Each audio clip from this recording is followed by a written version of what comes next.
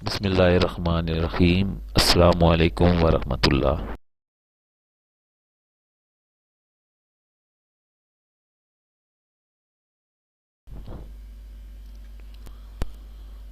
بسم اللہ الرحمن الرحیم۔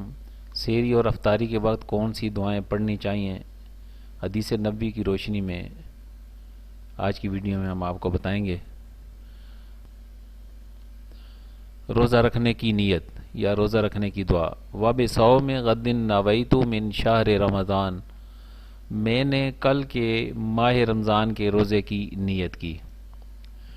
یہاں یہ بات ذہن نشین رہے کہ روزہ رکھنے کی دعا کسی حدیث مبارکہ میں منقول نہیں۔ اصل میں روزے کی نیت کرنا فرض ہے، اور نیت تو دل کے ارادے کا نام ہے۔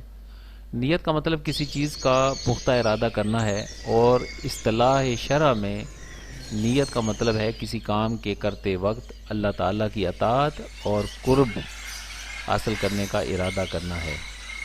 نماز، روزہ، زکوٰۃ، حج وغیرہ جیسی عبادات میں نیت فرض ہے، لیکن الفاظ فرض نہیں۔ البتہ آج کل ذہن منتشر ہوتے ہیں، لہٰذا ایک تو زبان سے کہہ لینے سے دل کا ارادہ اور قصد ظاہر ہو جائے گا، اور دوسرا زبان سے بولا جانے والا ہر لفظ نیکیوں میں لکھا جائے گا، کیونکہ رضا الہی کی خاطر کیا جانے والا کام جو فی نفسی خلاف شریعت نہ ہو تو اسلام اس کو قبول کرتا ہے۔ امر مستحسن کے طور پر اس کام پر اجر و ثواب اور فوائد و برکات بھی متحقق ہوتے ہیں۔ لہٰذا روزہ رکھتے وقت مروجہ دعا کے الفاظ بطور نیت دہرانا بدعت حسنہ یعنی اچھی بدعت ہے۔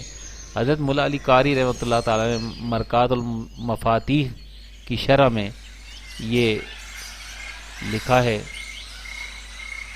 جب کہ روزہ افطار کرنے کی دعا مختلف الفاظ کے ساتھ کتب حدیث میں بیان ہوئی ہیں، جن میں سے ایک حضرت معاذ بن زہرہ رضی اللہ تعالیٰ عنہ سے مروی ہے کہ حضور نبی کریم صلی اللہ علیہ وآلہ وسلم روزہ افطار کرتے وقت یہ دعا پڑھا کرتے تھے۔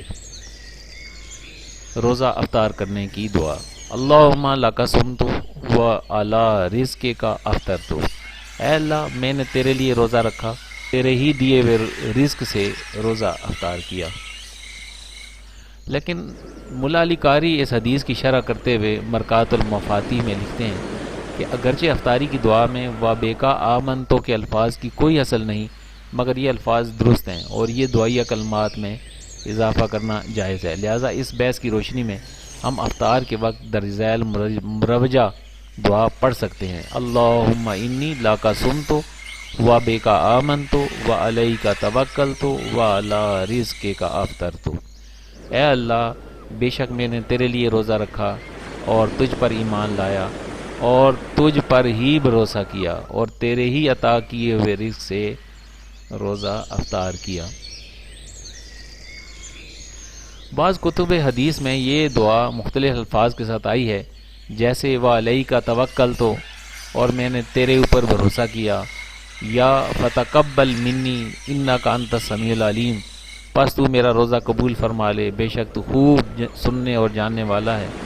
لیکن مولا علی قاری رحمۃ اللہ تعالی حدیث کی شرح کرتے ہوئے مرکات المفاتیح میں لکھتے ہیں کہ اگرچہ افطاری کی دعا میں وابیکا آمنتو کے الفاظ کی کوئی اصل نہیں، مگر یہ الفاظ درست ہیں اور دعائیہ کلمات میں اضافہ کرنا جائز ہے، جس طرح بعض لوگ حج کے موقع پر تلبی میں اضافہ کر لیتے ہیں۔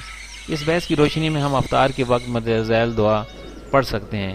اللہم انی لک صمت وابیکا آمنت وعلیک توکلت وعلی رزقک افطرت، اے اللہ بے شک میں نے تیرے لیے روزہ رکھا اور تجھ پر ایمان لایا اور تجھ پر بھروسہ کیا اور تیرے عطا کیے ہوئے رزق سے روزہ افطار کیا۔